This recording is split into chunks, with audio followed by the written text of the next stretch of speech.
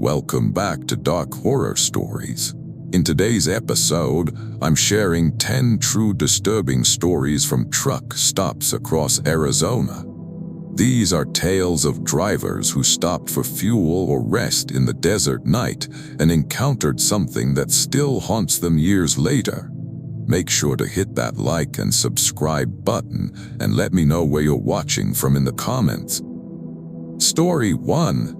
The Love's travel stop off I-40 near Holbrook sits in this stretch of desert that feels like it goes on forever in every direction. I'd been driving commercial routes for about 4 years when this happened, hauling refrigerated goods from Flagstaff down to Phoenix and back. It was decent money, and I liked the solitude mostly. My dispatcher told me the refrigeration unit on my trailer had been acting up lately, cycling on and off at weird intervals, but it hadn't failed a temperature check yet, so they wanted me to finish the route. I pulled into that truck stop around 2:30 in the morning on a Thursday, or maybe it was a Friday. The days blur together when you're doing overnight hauls. The lot was maybe a quarter full, big rigs scattered across the parking lanes with their running lights on. I needed coffee badly. The kind that tastes like burnt rubber but keeps you awake, and I'd been putting off checking the refrigeration unit for the last hour. The temperature gauge in my cab kept flickering between normal and slightly elevated, just enough to make me nervous. The building itself looked standard enough. Bright fluorescent lights bleeding out through the windows, one of those yellow and red signs that you can spot from miles away on the highway.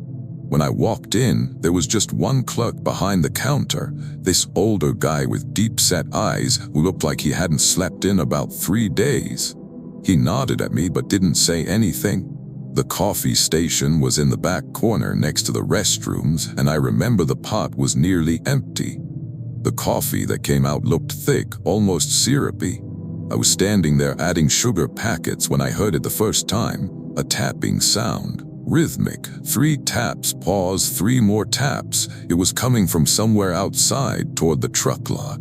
I told myself it was probably just wind catching a loose panel on one of the trailers. Happened all the time. But something about the pattern felt too deliberate, too measured. The clerk was watching me when I came back to pay. "You parked out in the back lanes?" he asked. "Yeah, lane 7, I said. "Why?" He didn't answer right away. He just rang up my coffee and a bag of beef jerky I'd grabbed, moving slowly like he was thinking about whether to say something. Finally, he said, "Might want to check your trailer locks before you settle in for the night. We've had some activity lately." I asked him what he meant by activity, but he just shook his head and told me to have a safe drive. The way he said it didn't sound like a standard goodbye. It sounded like a warning. When I got back outside, the temperature had dropped noticeably. Desert nights do that, but this felt more sudden than usual. My breath was fogging in the air. I could see my truck sitting out in lane 7, the cab light still on from when I'd left. The refrigeration unit was humming normally now, no more flickering on the gauge. That's when I noticed the other driver. He was standing between 2 trailers about 3 spaces down from mine, just standing there in the gap. At first I thought maybe he was doing a walk-around inspection or taking a smoke break, but he wasn't moving. He was wearing what looked like a standard trucker jacket and jeans, but something about his posture seemed wrong. His arms hung straight down at his sides, completely still, and his head was tilted at this slight angle like he was listening to something. I called out, "You okay over there?" He didn't respond, didn't even turn his head. I started walking toward my truck, keeping an eye on him, and that's when I saw that his feet weren't quite touching the ground. Just slightly elevated, maybe an inch or 2, but enough that I could see the gap between his boots and the pavement in the overhead lights. My mouth went dry. I tried to tell myself it was a trick of the shadows, the angle I was looking from. Maybe he was standing on something I couldn't see, but I couldn't make myself believe it. The space between his boots and the ground was clear, nothing underneath him. I picked up my pace toward my truck, not quite running but moving fast. I heard the tapping again, louder now. 3 taps, pause, 3 taps. It was coming from my trailer. When I got close enough, I could see fresh scratches on the side panel, long gouges in the metal that definitely weren't there when I'd pulled in. They were arranged in sets of 3, running vertically down from about 6 feet high to waist level. I spun around to look back at where the figure had been standing, but the gap between the trailers was empty now. The parking lot was completely silent except for the hum of refrigeration units and the distant sound of traffic on the interstate. No wind, no movement, just that heavy desert silence that makes your ears ring. That's when my trailer rocked slightly, like something had bumped against it from the inside. I knew I'd locked those doors. I'd done the same routine check I always did before leaving the distribution center. But I also knew the temperature gauge had been acting weird, and now I was thinking about what the clerk had said. Activity. What kind of activity makes fresh scratches on a trailer and causes it to rock from the inside when it's supposed to be full of nothing but stacked pallets of frozen goods? I walked around to the back doors and my hands were shaking when I pulled out my flashlight. The lock was still in place, the seal unbroken, but there was something else. Pressed against the door right at eye level was a handprint, not on the outside, on the inside. I could see it clearly through the small gap between the door and the frame. Someone's palm and fingers pressed flat against the inside of the door, like they were trying to push it open. The print was too pale. That's what got me. It wasn't the normal color of skin, not even close. It looked bleached, almost white, and the fingers were too long. They extended past where fingers should reasonably end, each one the length of my whole hand. I stepped back fast, nearly tripping over my own feet. The tapping started again, but now it was coming from multiple places. My trailer, the trailer next to mine, one further down the row. 3 taps, pause, 3 taps, like something was moving between them, announcing itself. I didn't check the inside of my trailer. I got in my cab, started the engine, and pulled out of that truck stop faster than I should have with a full load. I didn't care about the coffee I just bought or the mandatory rest period I was supposed to take.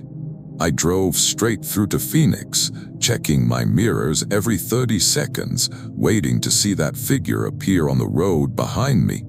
When I finally reached the distribution center and they opened up my trailer, everything was fine. The temperature logs showed it had maintained proper cold chain the entire trip. The pallets were exactly where they should be, nothing disturbed. But one of the workers found something wedged between 2 boxes in the back corner. It was a piece of fabric, looked like it had been torn from someone's jacket.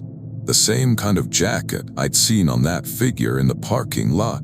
The fabric was ice cold when they pulled it out, even though it had been sitting in an area that was only supposed to be at refrigeration temperature, not freezing. And when I looked at it closer, I saw what looked like part of a name tag still attached to the fabric. The letters were faded, but I could make out DNNYS and part of what might have been a name below it. I asked the distribution center manager if they'd had any issues with the trailer before it got assigned to me. He checked the logs and went quiet for a minute. Then he told me that trailer had been sitting unused for almost 8 months.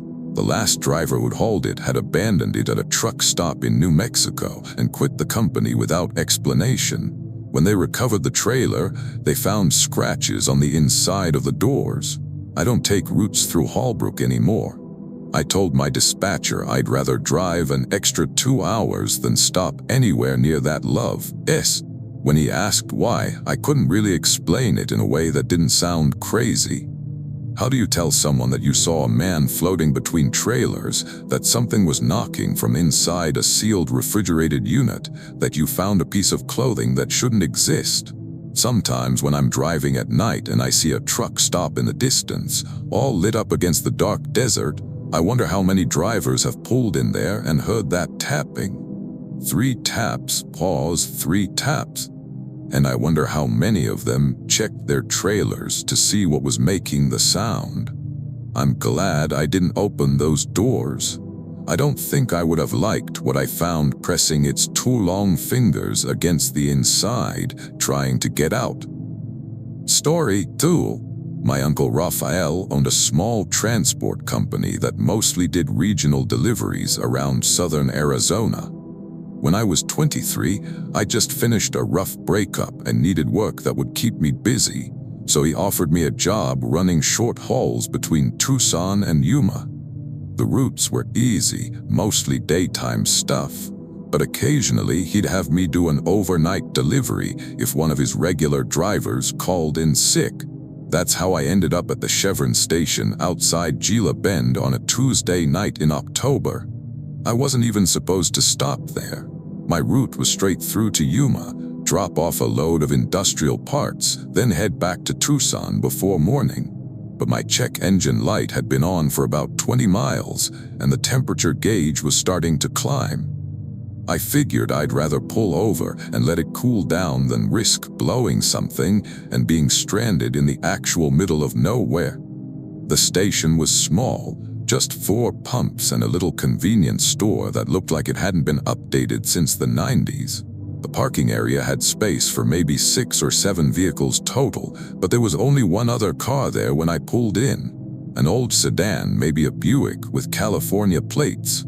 The paint was sun-faded to the point where I couldn't tell what color it was supposed to be. I popped my hood and let the engine sit while I went inside to grab some water. The woman behind the counter looked to be in her 50s, heavy-set, with reading glasses on a chain around her neck. She was doing a crossword puzzle and barely glanced up when the door chimed. "Engine trouble?" she asked without looking at me. "Just running hot," I said. "Thought I'd let it cool before pushing on to Yuma." She nodded slowly, still focused on her puzzle. "Might want to make it quick. We close the pumps at midnight." I checked my phone. It was 11:40. "I'll be out of here in 15 minutes, I told her. That's when I noticed the smell. It was faint at first, like something organic that had been left out in the sun too long. Spoiled meat mixed with that dusty desert smell. I figured maybe their dumpster was too close to the building, or some animal had died under the foundation. The clerk didn't seem to notice it, or at least she wasn't reacting to it. I paid for my water and a Red Bull, then headed back outside. The other car was still sitting there, but now the driver's door was open. Nobody around it, no one visible inside.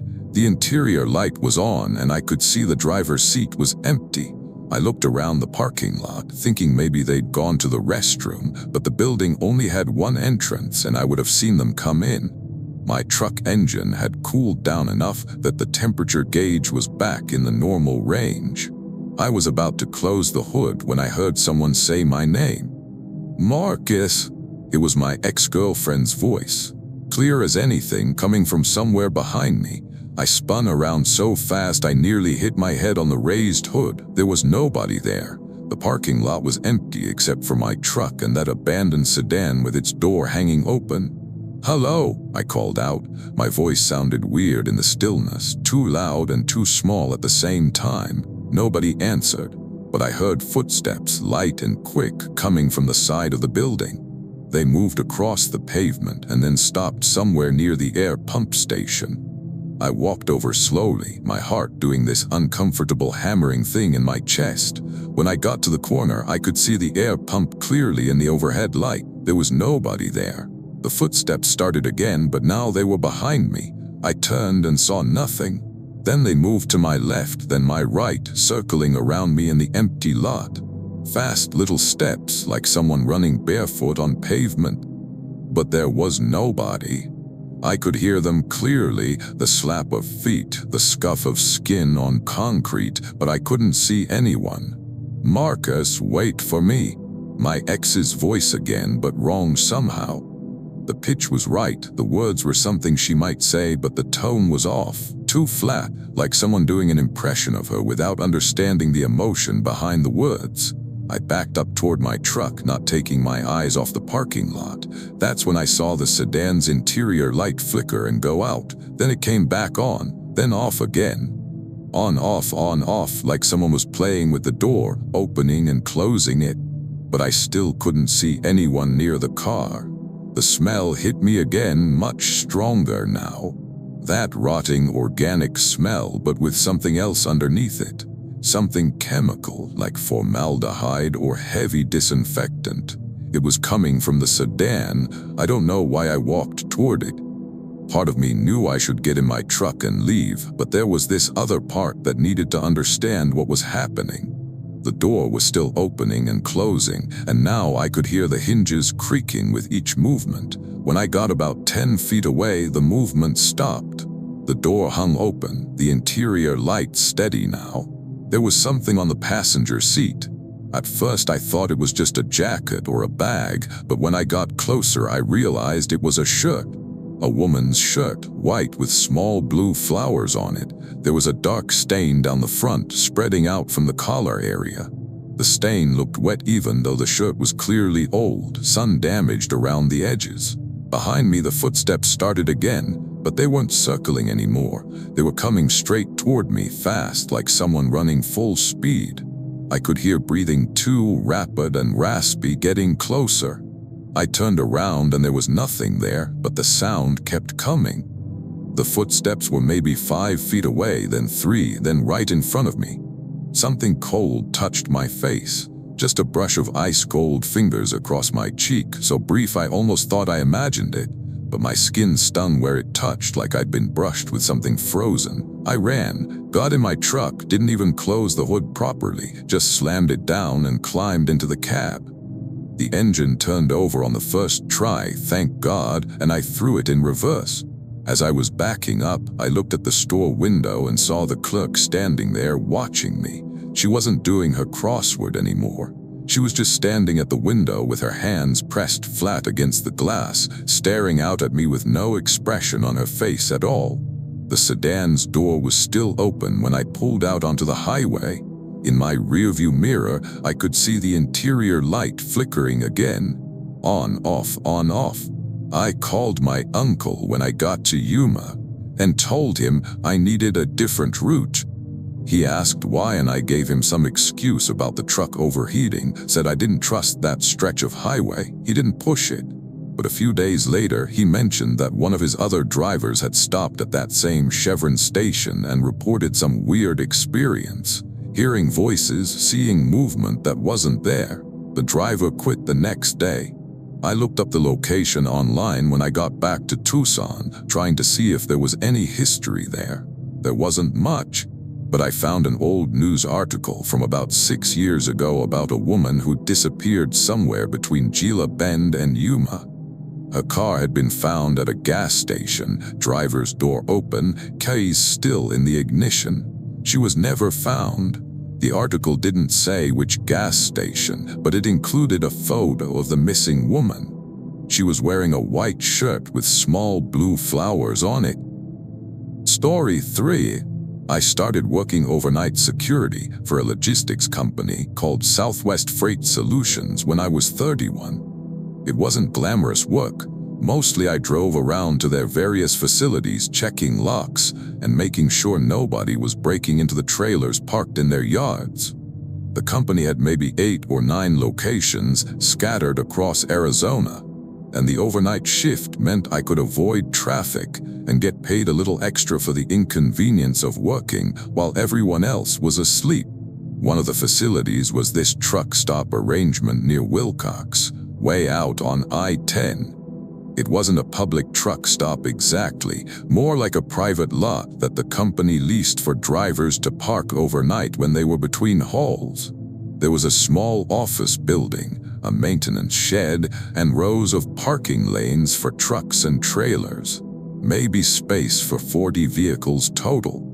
Most nights there'd be 10 or 12 trucks parked there, drivers sleeping in their cabs or in the small rest area inside the office. My supervisor, a guy named Ken Portman who'd been with the company for 15 years, told me that the Wilcox facility was usually quiet.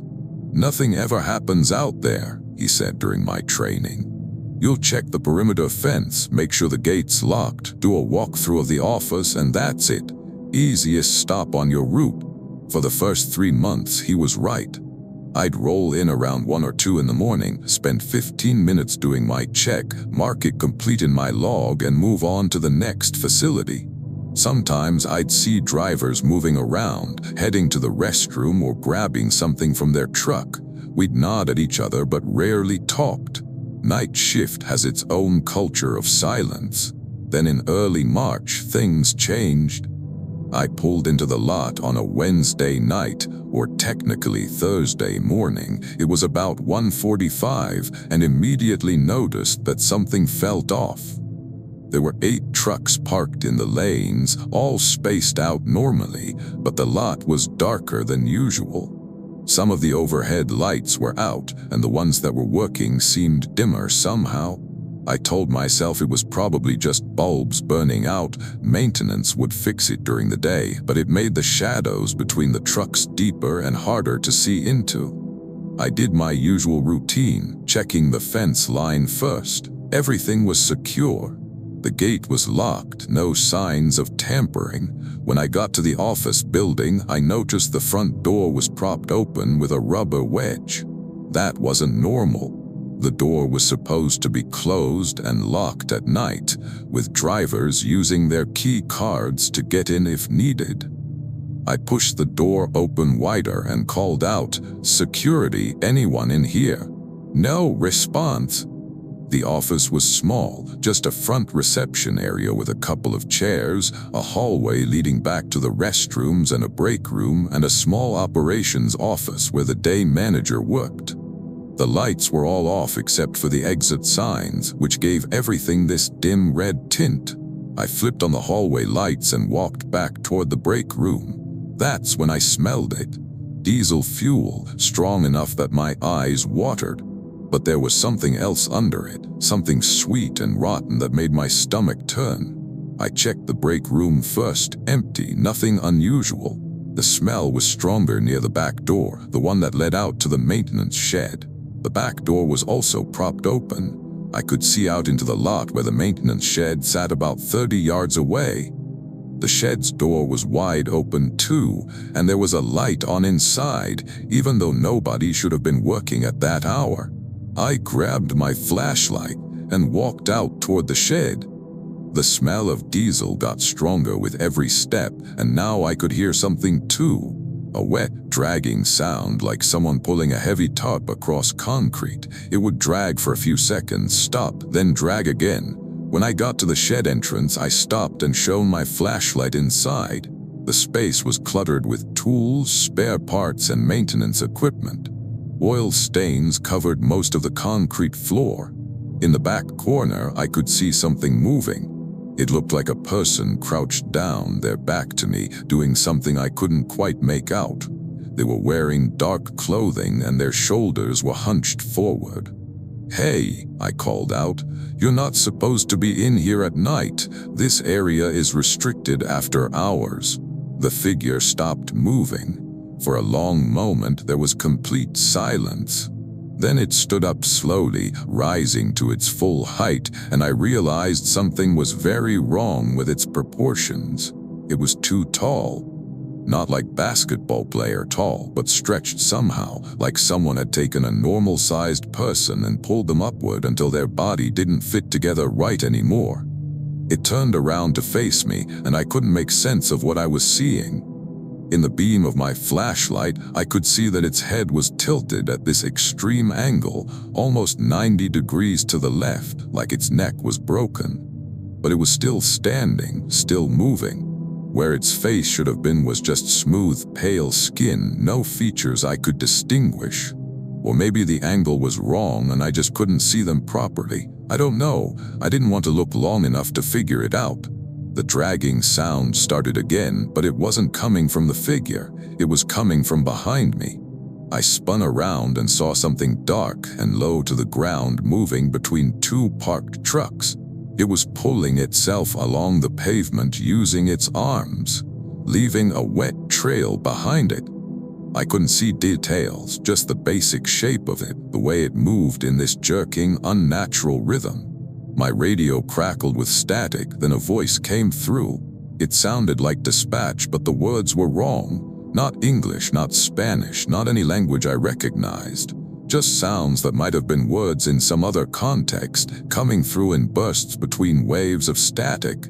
I backed away from the maintenance shed, keeping my flashlight pointed at the tall figure inside. It hadn't moved again, just stood there with its broken angle head, watching me. Or maybe not watching, without eyes, how could I tell? That's when I heard the truck engines start, all of them. All 8 trucks in the lot fired up simultaneously, their diesel engines roaring to life, even though I could see through the windows that there was nobody in the cabs. The headlights came on too, all pointing in different directions, creating this chaotic network of light beams cutting through the darkness. The thing that had been dragging itself across the pavement was gone. I couldn't see it anymore in all the confusion of moving lights and shadows, but I could hear more of them now, multiple sources of that wet, dragging sound coming from different parts of the lot. They were circling around me, staying just outside the reach of the truck headlights. I ran back toward the office building, my boots pounding on the asphalt. Behind me, I heard something that might have been footsteps or might have been something else, something with too many points of contact hitting the ground. The sound was getting closer, matching my pace, and I didn't want to turn around to see what was making it. I made it to my security vehicle, a company SUV parked near the office entrance, and got inside, locking the doors. My hands were shaking so badly I dropped my keys twice before getting them in the ignition. As I started the engine, I looked back at the lot through my rearview mirror. The truck engines were still running, headlights still on, but now I could see figures moving between them. Lots of figures. Some were tall like the one in the shed, some were low to the ground like the dragging thing, and some were just shapes I couldn't properly understand. They moved in and out of the light beams, never staying visible long enough for me to get a clear look. I drove out of there without completing my security check, without logging anything in my report. The gate was somehow open even though I'd checked it locked just 20 minutes earlier. I didn't stop to question it. I just drove through and kept driving until I was back on the interstate, heading toward the next facility on my route. When I got there, a facility near Benson that was always quiet and well lit, I sat in my vehicle for 10 minutes trying to steady my breathing. My radio crackled again, and this time it was actual dispatch. They were asking why I hadn't completed my check-in at Wilcox. I told them I'd had vehicle trouble and had to skip it. They logged it as an incomplete and said someone would do a day check instead. The next morning, I called Ken and told him I needed to talk about the Wilcox facility. He met me for coffee and listened while I tried to explain what I'd seen. When I finished, he didn't look surprised. He looked tired. "Yeah," he said, "that happens sometimes out there." I asked him what the hell he meant by "that happens sometimes," and he told me that about 2 years ago, a driver had died in the maintenance shed. Carbon monoxide poisoning from a poorly ventilated engine repair. They found him 3 days after it happened. Since then, several overnight security guards had reported strange experiences at that location, figures in the shed, sounds that didn't make sense, equipment running on its own. "Why didn't you tell me about this during training?" I asked. He shrugged. "Because most people don't see anything, and the ones who do usually quit right after. You lasted longer than most." I handed in my resignation the following week. Ken tried to convince me to stay, said I could skip the Wilcox facility entirely and they'd have someone else cover it. But I couldn't shake the image of those things moving between the trucks, the way that tall figure had stood there with its impossible neck angle, the wet dragging sounds in the darkness. Sometimes I drive past that exit on I-10 and think about what might still be happening in that lot at night. Whether the trucks still start up on their own, whether that tall figure is still standing in the maintenance shed, waiting for someone to shine a light on it. I wonder if the new security guard has seen anything, and if so, whether they've figured out yet that some facilities aren't just places where trucks park for the night. Story 4. My girlfriend Chloe and I decided to drive from Phoenix to Santa Fe for a long weekend in April. We've been talking about taking a trip together for months, and she finally had a break from her nursing schedule that lined up with my time off from the construction company where I worked. The drive was supposed to take about 7 hours, but we weren't in a rush. We left late, around 8 in the evening, figuring we'd drive through the night and arrive in time for breakfast. Everything was fine until we hit that stretch of highway between Holbrook and the New Mexico border. It's mostly empty desert out there, long straight roads with nothing but darkness on either side once you get far enough from town. We'd been driving for maybe 3 hours, and Chloe had fallen asleep in the passenger seat with a hoodie bunched up as a pillow. That's when my low fuel light came on. I'd meant to fill up in Holbrook, but we'd driven straight through, and now I was looking at maybe 30 miles of range left. I checked my phone for the nearest gas station. There was one coming up in about 10 miles, marked as a 24-hour truck stop called Desert Diamond Travel Plaza. The name sounded generic enough, probably one of those independent operations that served truckers and the occasional lost tourist. The exit came up quickly, and I took it, following the access road for about a mile before I saw the lights of the station. It was bigger than I expected, with separate lanes for trucks and cars, a fairly large store, and even a small diner attached to the side. The parking lot had maybe 20 vehicles in it, which seemed like a lot for such a remote location. I pulled up to one of the car pumps and got out to fill the tank. The air was cold, much colder than I expected for April. My breath fogged when I exhaled. Chloe stirred in the passenger seat but didn't wake up. I figured I'd let her sleep while I went inside to pay and grab some snacks. The store was brighter than it needed to be, fluorescent lights harsh enough to make me squint after the darkness of the highway. There was a young guy behind the counter, maybe early 20s, with a name tag that said Brandon in faded letters. He was staring at his phone and didn't look up when I came in. I grabbed a couple of bags of chips and some bottles of iced tea, then went to the counter. Brandon rang me up without making eye contact, his fingers moving mechanically across the register keys. When he told me the total, I noticed his hand was shaking slightly. "You okay?" I asked. He finally looked at me, and his eyes had this exhausted, stressed quality that I recognized from guys I'd worked with who were dealing with serious problems at home. "Yeah, fine," he said, "just a long shift." I paid and headed back outside. That's when I noticed the diner was empty, completely empty. Not just no customers, no staff either. I could see through the windows that all the lights were on, tables set with menus and salt shakers, but nobody inside. It seemed weird for a place that was supposedly open 24 hours, but maybe the night shift cook was on break. When I got back to my car, Chloe was awake. She was sitting up straight in her seat, staring out at the parking lot with this confused expression. "Hey," I said as I opened the driver's door. "Sorry, didn't mean to wake you."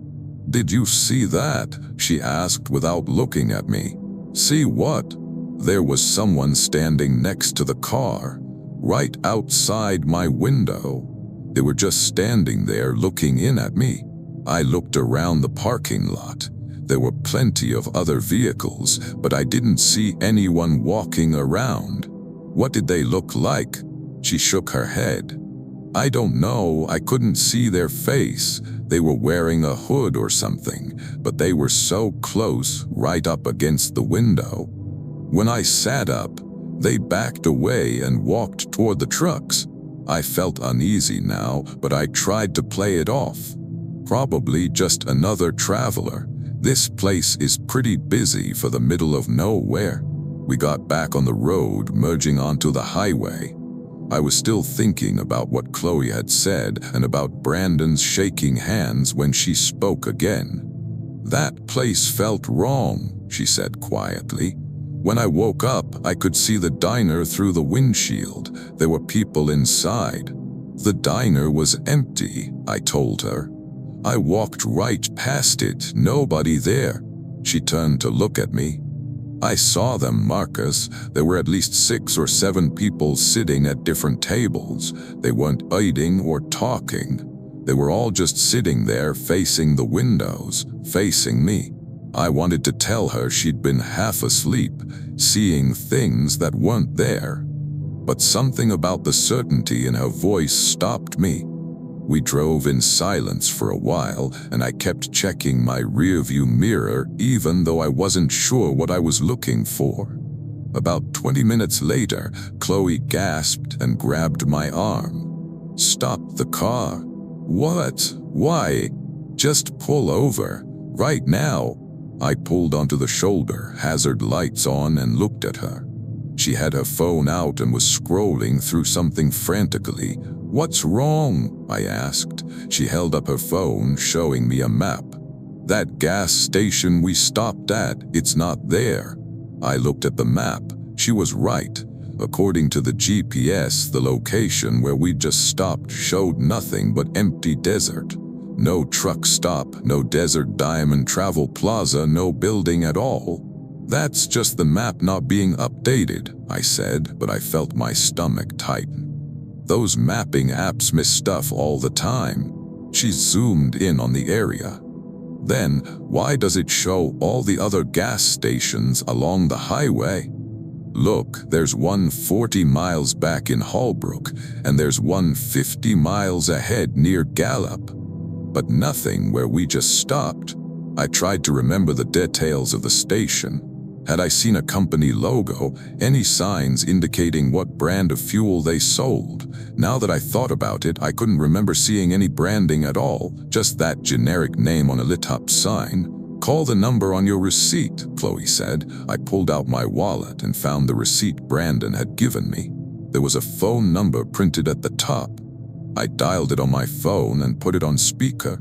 It rang 4 times, then a recorded message played. "The number you have reached is not in service. Please check the number and try again." We looked at each other. My mouth was dry and I could feel my heart beating faster than it should. "Maybe we should go back," I said, though I didn't want to, "figure out what's going on." Chloe shook her head firmly. "No, we should keep driving." We got back on the highway and kept going toward New Mexico. Neither of us felt like sleeping anymore. Chloe kept checking the map on her phone, verifying that we were where we thought we were, that the road we were on actually existed in the database. About an hour later, just as we were crossing into New Mexico, my phone buzzed with a text message. Unknown number. The message read, "You left your credit card at the pump. Brandon." I looked at my wallet. My credit card was right there in its slot. I hadn't left anything at the pump. I'd paid inside with cash. Chloe saw the message and her face went pale. "Don't respond," she said. Another text came through from the same number. "You should come back. Chloe forgot something too." The phone buzzed again before I could even process the second message. This time it was a photo. The image took a second to load, and when it did, I felt my hands go numb. It was a picture of our car taken from inside the diner. You could see through the windows of the diner, across the parking lot, straight to where we'd been parked. The photo showed Chloe asleep in the passenger seat, a hoodie bunched under her head, and standing next to the driver's side window, exactly where she'd said someone had been, was a figure in a hooded jacket. The hood was up, obscuring the face, but the figure's hands were pressed flat against the car window. The fingers were wrong somehow, too long with too many joints.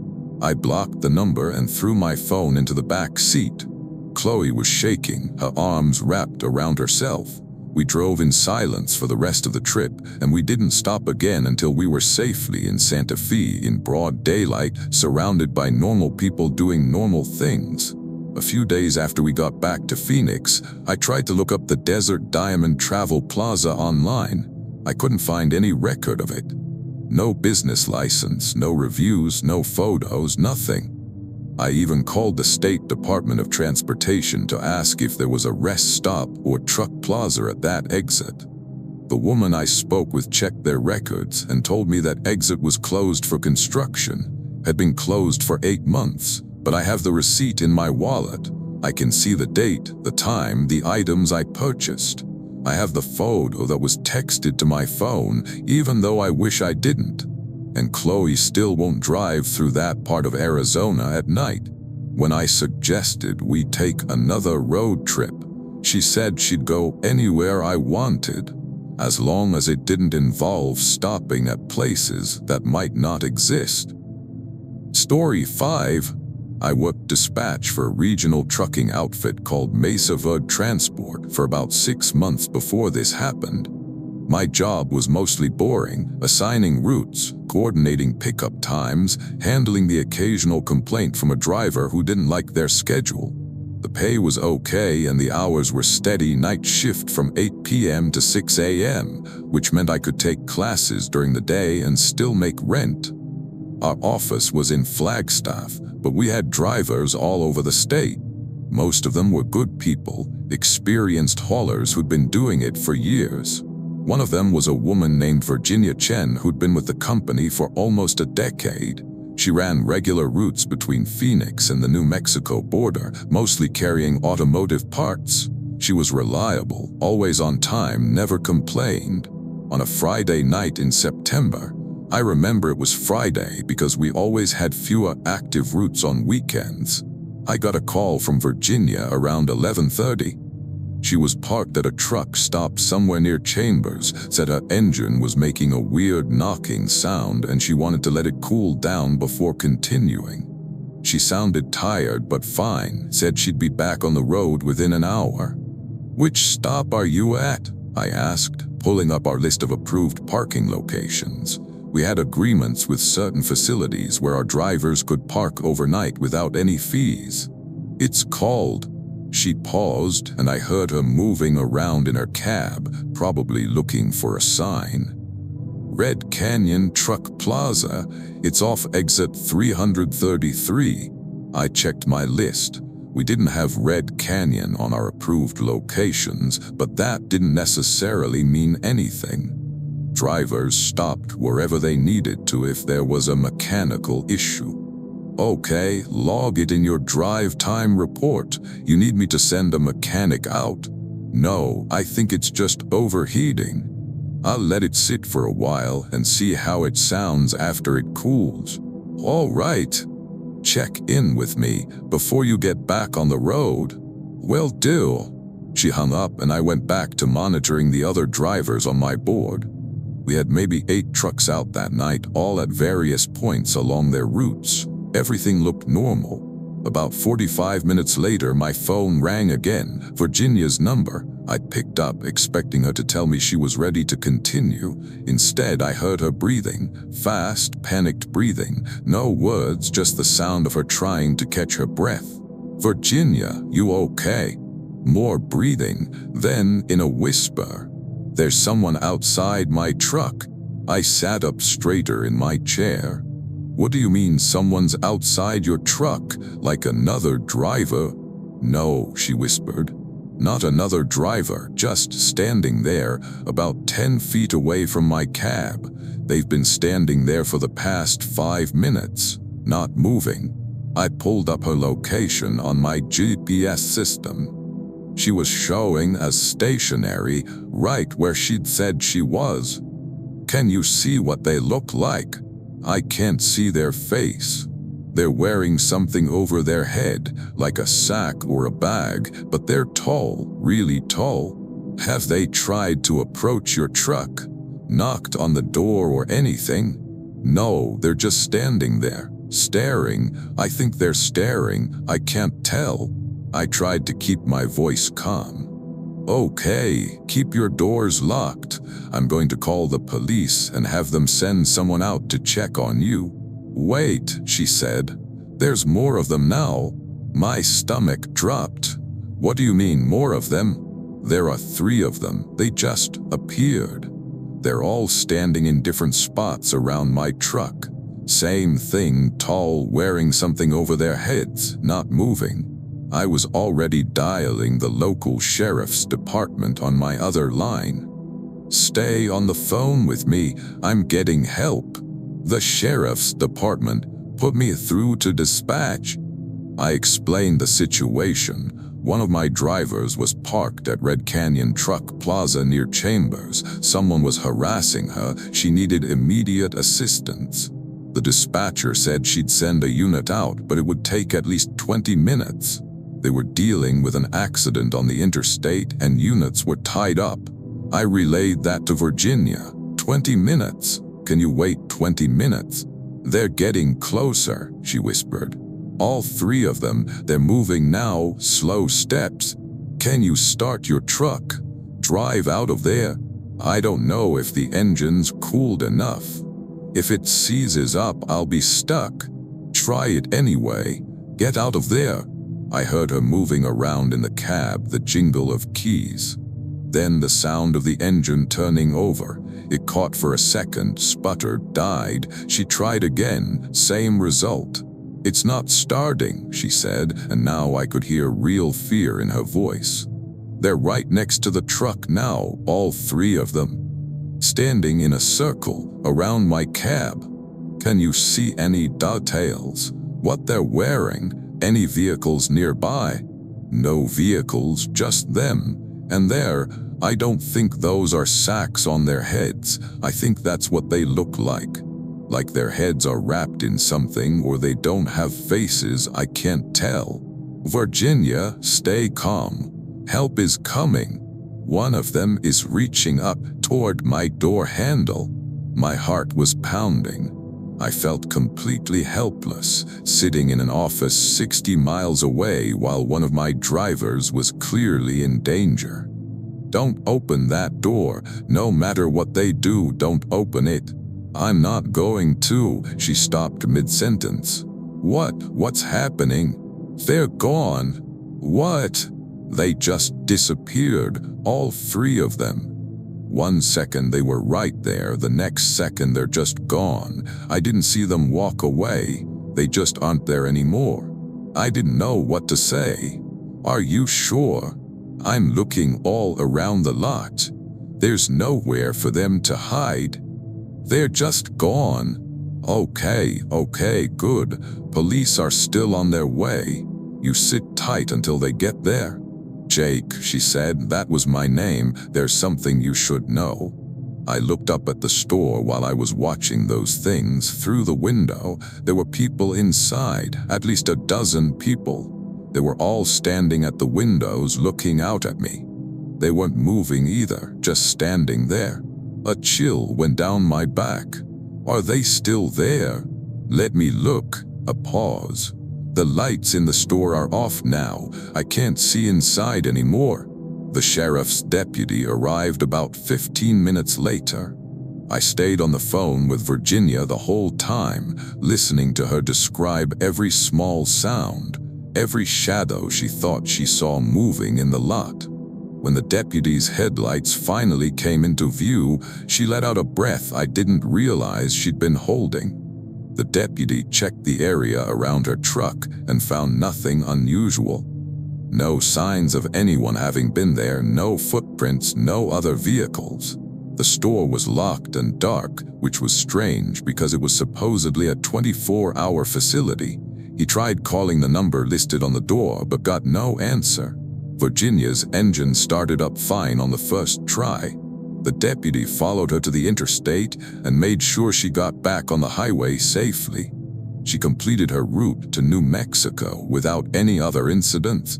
When she came back to the office a few days later to file her drive time reports, she asked me to pull up the location of Red Canyon Truck Plaza. I tried to find it in our system, then in Google Maps, then in every database I had access to. There was no Red Canyon Truck Plaza near Chambers. There was no exit 333 on that stretch of highway. The exits jumped from 331 to 335. Virginia showed me her GPS log from that night. It clearly showed her truck stationary at coordinates that, when I looked them up, placed her on the side of the highway. Not at a truck stop, not at a parking area, just pulled over on the shoulder, but she'd been somewhere. She'd been parked with her engine off for over an hour. She'd seen a store, seen people in the windows, been surrounded by those tall figures with covered faces. And I'd been on the phone with her the entire time, hearing her fear, hearing her describe things that apparently didn't exist. She quit 2 weeks later, took a job doing local deliveries in Phoenix, daytime routes only, nothing that would require overnight stops. She told me she appreciated my help that night, that she knew I'd done everything I could, but she couldn't drive those long empty stretches anymore. Couldn't risk pulling over somewhere that might not be real. I left Mesa Verde Transport about a month after that.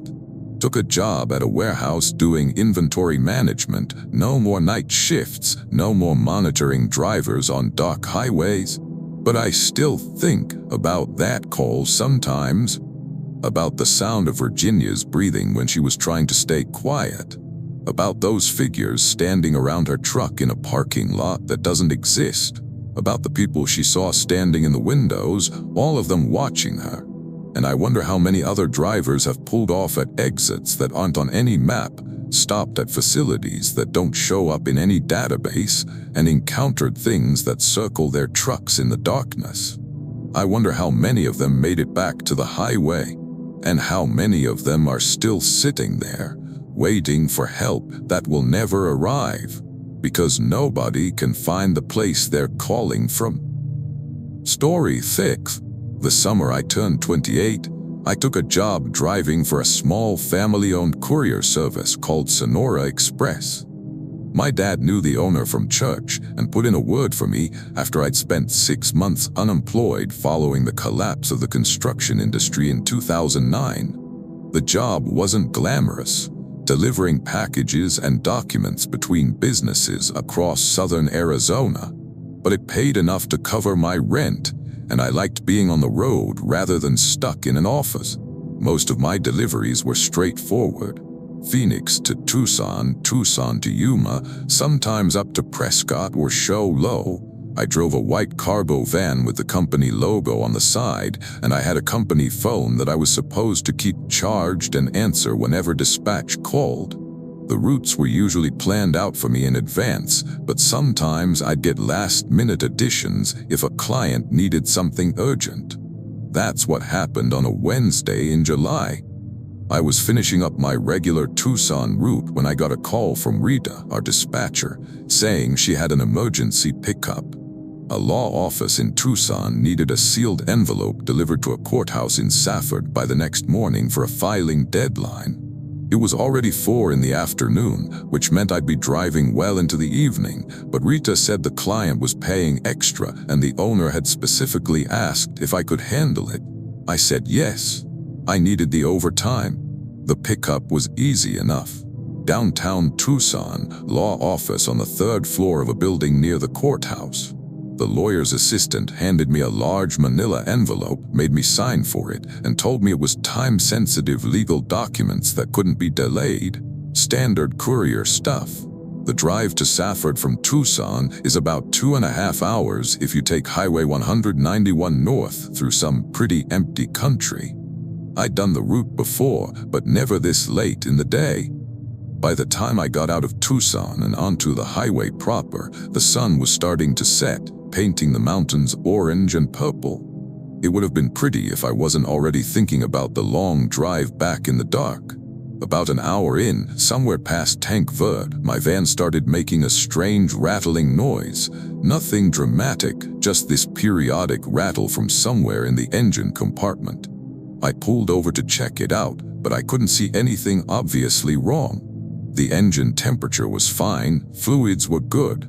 I figured it was just something loose in the undercarriage that would need to be checked out when I got back to Phoenix. I got back on the road and the rattling continued but didn't get worse. Then about 20 minutes later, the van just died. No warning, no coughing or sputtering, just a complete loss of power while I was going 55 miles per hour. I coasted to the shoulder and tried to restart it. Nothing.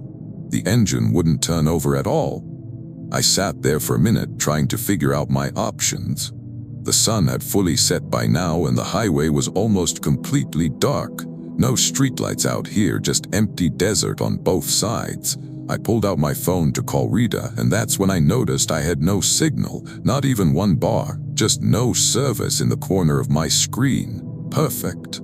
I got out and popped the hood, even though I didn't know enough about engines to diagnose the problem. Everything looked fine to me in the beam of my flashlight. I tried the ignition again, nothing. I was starting to seriously regret taking this delivery. I looked up and down the highway, no headlights in either direction. I hadn't seen another car in at least 10 minutes before the van died. I figured I'd have to wait for someone to come by and either give me a jump or let me use their phone. That's when I noticed the lights. Off to the left, maybe a quarter mile from the highway, there were lights. They looked like building lights, maybe a house or a small commercial structure. I couldn't see the building itself in the darkness, just the glow of what looked like fluorescent lights or maybe halogen security lights. I stood there trying to decide if I should walk over there to see if someone could help.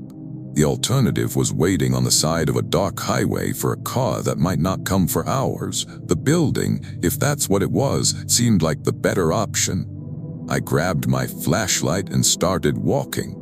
The ground was rough, covered in rocks and scrub brush, and I had to watch my step to avoid turning an ankle. As I got closer, I could see that the lights were coming from what looked like a small truck stop or rest area. There was a building with a flat roof, a couple of old-style fuel pumps out front, and a gravel parking area. I could see one vehicle parked near the building, a pickup truck that looked like it was from the 70s, primer gray and dusty. When I got to the building, I noticed it didn't have any signs.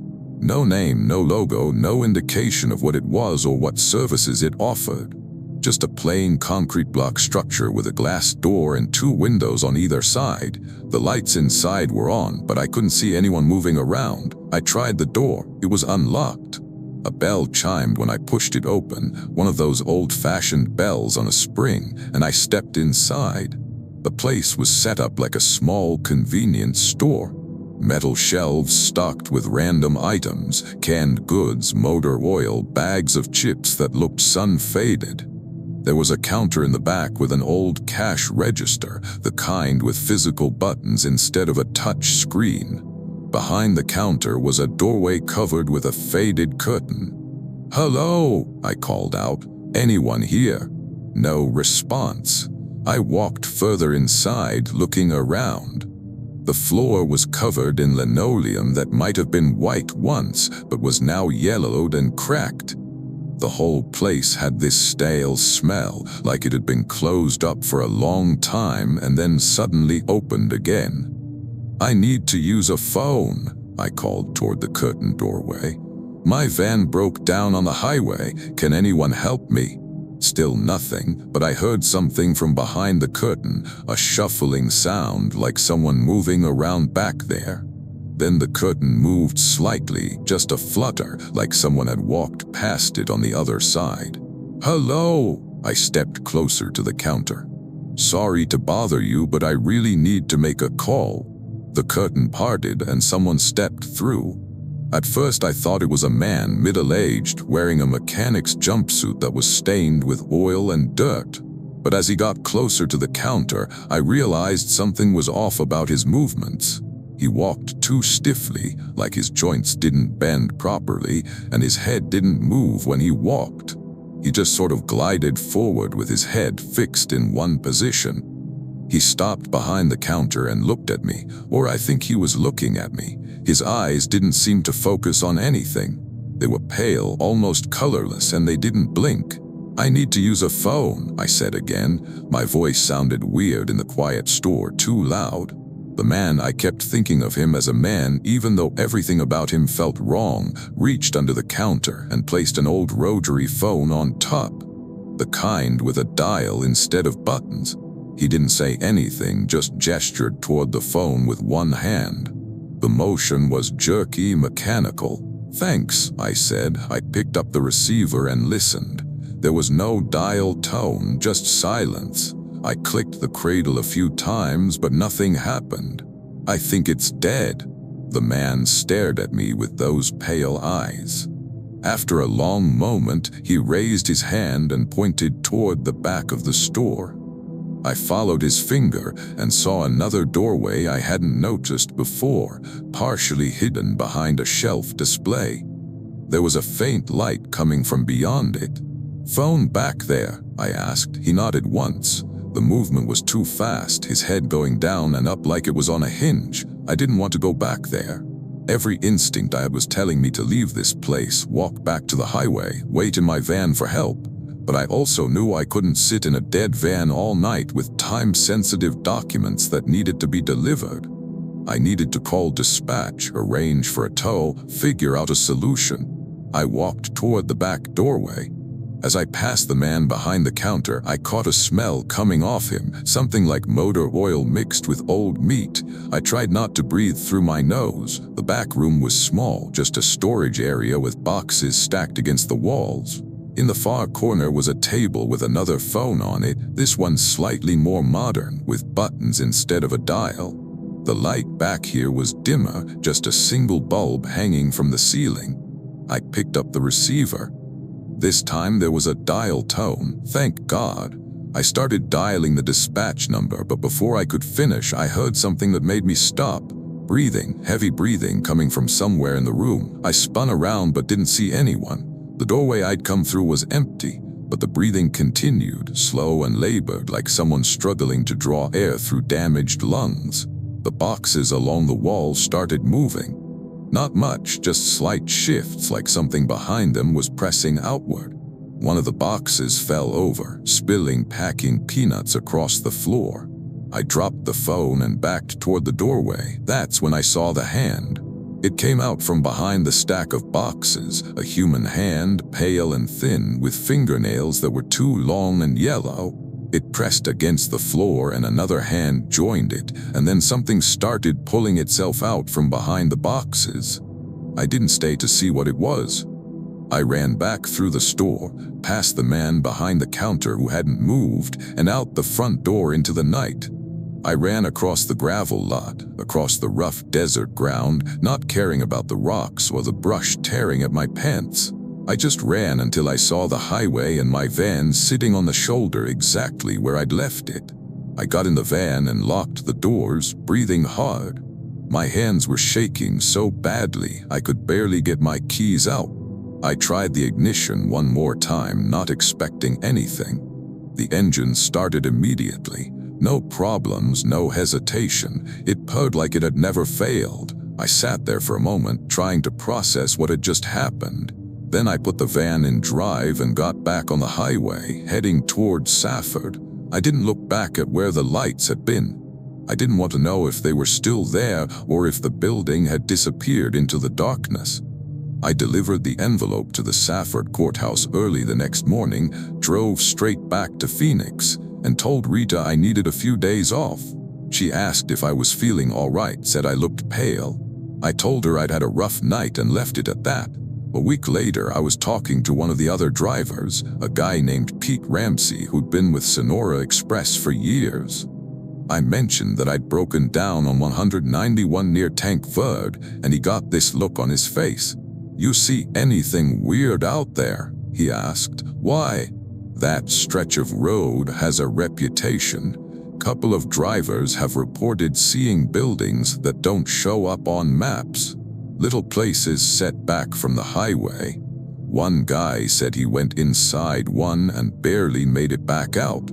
I asked him what he meant by barely made it back out, but Pete just shook his head and said the guy had quit right after and moved to California.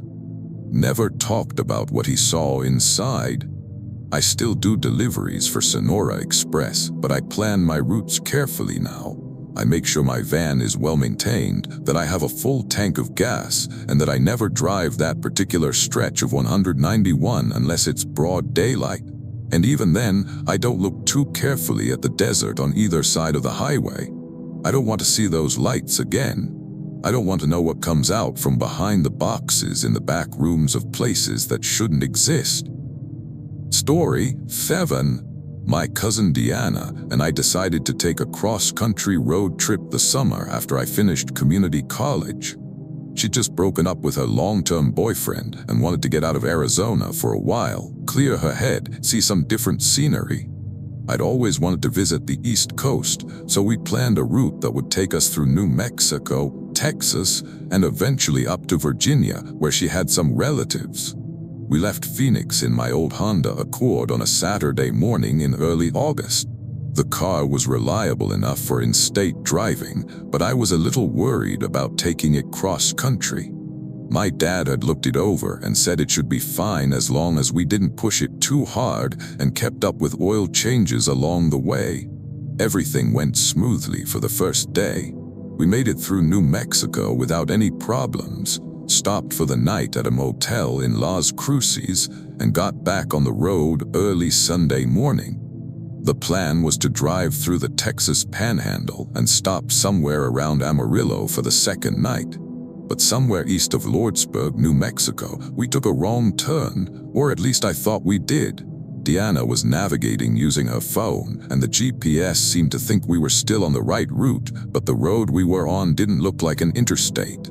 It was narrower, older, with faded line markings and patches of visible asphalt repair. "Are you sure this is right?" I asked, looking at the empty landscape on both sides. Nothing but scrub brush and low hills, no signs of civilization. Deanna frowned at her phone. "The GPS says we're on I-10, but..." She zoomed in on the map. "I don't know, something seems off." We drove for another 20 minutes without seeing any signs, any exits, any other vehicles. The road just kept going straight, perfectly straight, through this unchanging desert landscape. I was starting to get uncomfortable. Even the empty stretches of Arizona had occasional signs, mile markers, something to indicate you were still on a maintained highway. Then we saw the truck stop. It appeared suddenly, like it had materialized out of the heat shimmer on the road. One moment there was nothing but empty horizon, the next moment there were buildings and signs maybe a quarter mile ahead. "Thank God," Deanna said. "I need to pee so badly." As we got closer, I could see the place was bigger than I expected. There was a large main building with what looked like a restaurant and convenience store, separate fuel islands for trucks and cars, and a parking area that could probably hold 30 vehicles. But the weird thing was there were no vehicles. The lot was completely empty. "Maybe it's closed," I suggested, but the lights were all on and I could see movement through the windows of the main building. We pulled up to one of the car fuel pumps, and I got out to fill the tank. The sun was brutal, even though it was only mid-morning. That dry desert heat that makes your skin feel tight. Deanna went inside to use the restroom while I pumped gas. The pump was old, like really old. It had a mechanical counter that flipped numbers instead of a digital display, and you had to hold the trigger the whole time because there was no clip to lock it in place. As I stood there watching the numbers slowly flip over, I noticed something strange about the main building. The windows were tinted, but I could see shapes moving inside. Lots of shapes. People I assumed, customers and staff, but they were all moving in this synchronized way, all at the same pace, all in the same direction. Like a group of people doing a choreographed dance, except there was no reason for them to be moving like that. I finished pumping and hung up the nozzle. The total came to an amount that seemed too low for how many gallons I'd pumped, but I wasn't about to complain. I went inside to pay and find Deanna. The interior of the building was cold, not just air-conditioned, actually cold like a refrigerator. My breath didn't fog, but it was cold enough that I could feel goosebumps rising on my arms. The layout was standard truck stop fare, aisles of snacks and supplies, a hot food section, a couple of arcade games near the back, and a counter with a register. There were people inside, at least a dozen of them scattered around the store, but they weren't doing anything. Not shopping, not eating, not talking, just standing in various spots facing different directions. Some were facing the walls. One woman was standing in front of the magazine rack with her face about 2 inches from the magazines, not moving. "Excuse me," I said to the clerk at the register. He was a young guy, Hispanic, wearing a vest with a name tag that said Lewis. "I need to pay for pump 3. He didn't respond right away. He was staring at something behind me, his expression completely blank. I turned around to see what he was looking at, but there was nothing there, just an aisle of motor oil and windshield washer fluid. "Louis," I said, "pump 3. He slowly turned his head to look at me, and his eyes took a second to focus. When they did, he smiled, but it was wrong. The smile was too wide and didn't reach his eyes. "Pump 3, he repeated in a flat voice. "That'll be $11. I paid with cash, and his hands moved mechanically, taking the bills, opening the register, counting out change. His movements were jerky, like someone who was just learning how to use their body. "Where's the restroom?" I asked. He pointed toward the back of the store without speaking. I walked in that direction, looking for Deanna. I found the restrooms easily enough. 2 single-occupancy rooms with those old-fashioned pictogram signs on the doors. The women's room door was closed, and I could see light under it, so I assumed Deanna was still in there. I waited in the hallway, and that's when I heard the sound. It was coming from further down the hall, past the restrooms where there was a door marked "Employees Only." A wet scraping sound, like something heavy being dragged across a floor. And underneath that, a voice. Someone counting numbers in Spanish. "Uno, dos, tres, cuatro." Over and over again, the same 4 numbers in the same rhythm as the scraping sound. The women's restroom door opened and Deanna came out. She looked pale. "We need to leave," she said quietly. "What's wrong?" There was someone in there with me, in the stall next to mine. I could hear them breathing, but when I came out, all the stalls were empty. And she held up her hands. They were shaking. The mirror, my reflection, was delayed. "What do you mean, delayed?" "When I moved, my reflection didn't move at the same time. It was like watching myself on a video with lag. I'd raise my hand, and a second later my reflection would raise its hand. I grabbed her arm and we started walking quickly toward the front of the store. The people who'd been standing motionless were still there, in the exact same positions. None of them had moved. As we passed by one man standing in the snack aisle, I glanced at his face. His eyes were open, but they weren't focused on anything. They were rolled back slightly, showing mostly white. We made it to the door and pushed outside into the heat. It felt good after the unnatural cold of the store interior.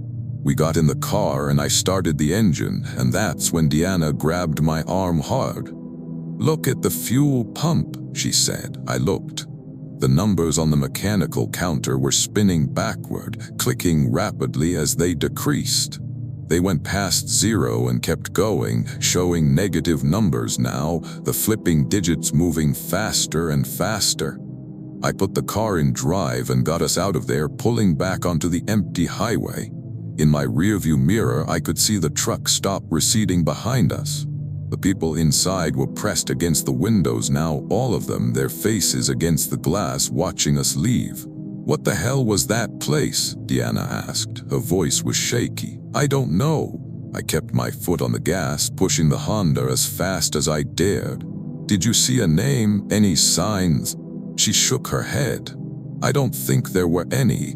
No name, no logo, nothing." We drove in silence for about 10 minutes, and then the landscape changed abruptly. Suddenly there were signs, mile markers, and in the distance I could see other vehicles on the road. The GPS on Deanna's phone chimed, announcing that we were approaching an exit for a town called Lordsburg. "Wait," Deanna said, looking at her phone. "We're west of Lordsburg. We passed Lordsburg almost an hour ago." She was right. Somehow we'd driven in a loop, or the road had looped or something. We'd lost about 40 miles of progress in at least an hour of time. Her phone showed it was almost noon, but I could have sworn it was still mid-morning when we'd left the truck stop. We stopped at an actual, normal gas station in Lordsburg to regroup. I checked my wallet and realized I was missing the cash I'd had. Not just the money I'd paid for gas, all of my cash, about $60 that I'd had in my wallet before we stopped. The only thing left was a receipt from the truck stop, printed on old thermal paper that was already starting to fade. The receipt showed I'd paid for pump 3, but instead of a dollar amount, it just said "paid in full" in all caps. Deanna's hands were still shaking when she tried to hold her phone. She kept checking the mirror app on her phone, watching her reflection, making sure it moved when she moved. "It was delayed," she kept saying. My reflection was delayed. We continued the trip, but we avoided any stops that weren't in visible towns with multiple buildings and other people around. We didn't talk much about what had happened at that truck stop. What could we say?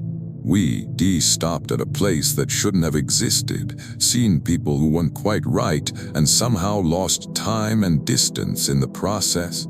When we finally made it back to Phoenix 3 weeks later, I tried to find that stretch of road again on the map, tried to figure out exactly where we'd been. I couldn't find it.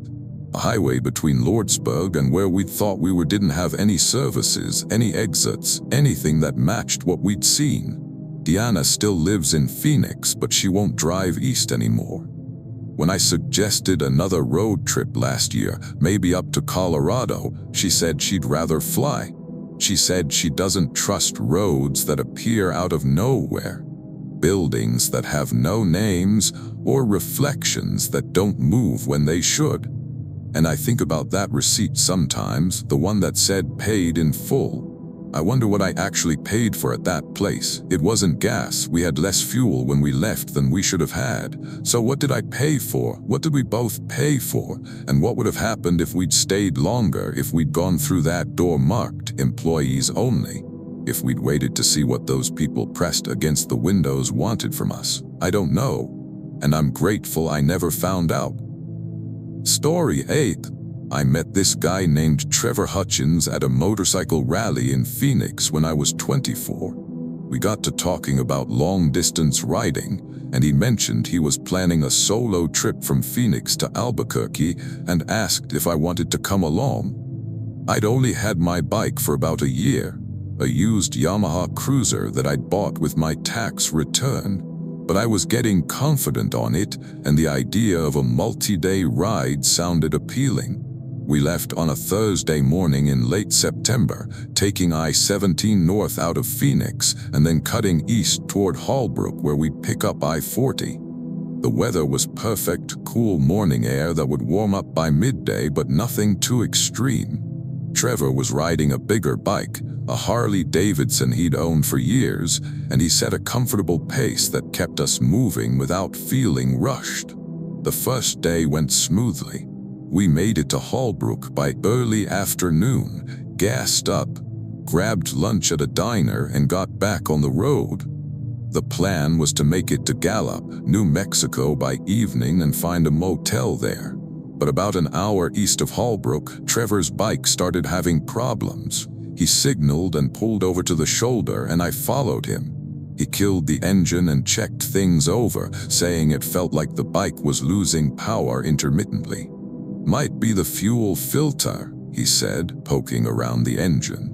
"Or could be electrical, hard to tell." We were in the middle of nowhere, long stretches of high desert on both sides of the interstate. There was an exit sign visible ahead, maybe half a mile up, advertising fuel and food. "Let's see if we can make it to that exit," Trevor said. "Maybe there's someone there who can take a look at it."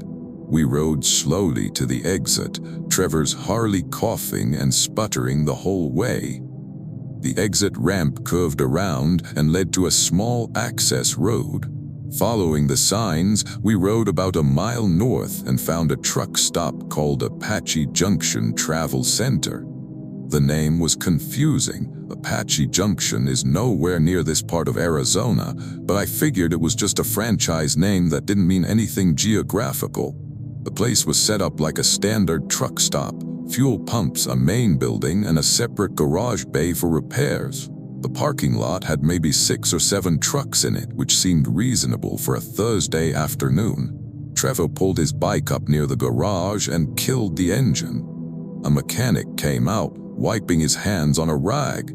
He was an older white guy, probably in his 60s, with a long gray beard and a baseball cap that had seen better days. "Help you?" he asked. "Bike's losing power," Trevor explained. "Thought maybe you could take a look, see if it's something simple." The mechanic walked around the Harley, looking it over. "I can check it out, but it'll be a couple hours, backed up with truck repairs right now."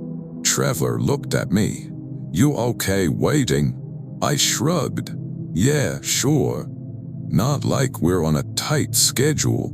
The mechanic wheeled Trevor's bike into the garage, and we went into the main building to kill time. The place had a small restaurant area with booths and a counter, and a convenience store section with the usual snacks and supplies. There were a few other people scattered around, a couple of truckers eating at the counter, a family with kids in one of the booths, a woman browsing the magazine rack. We ordered coffee and sandwiches and sat in a booth near the window where we could see the garage. The food was standard diner fare, nothing special but not bad. We talked about the route ahead, planned where we'd stop the next day, discussed whether we should take any detours to see interesting sights along the way. About an hour passed. I went to the restroom, came back, and Trevor was staring out the window with a strange expression on his face. "What's wrong?" I asked. "Those trucks in the lot," he said. "They haven't moved." "Well, yeah. They're parked." "No, I mean the drivers haven't moved. Look." I looked out at the parking lot. He was right. The trucks were all still there in the same positions, and I could see drivers sitting in some of the cabs, but they were completely still. Not moving around, not getting in or out, not even shifting position, just sitting there. "Maybe they're sleeping," I suggested. "For an hour, all of them, at the same time." I didn't have a good answer for that. We watched for a few more minutes and none of the drivers moved, not once. They just sat in their cabs like mannequins.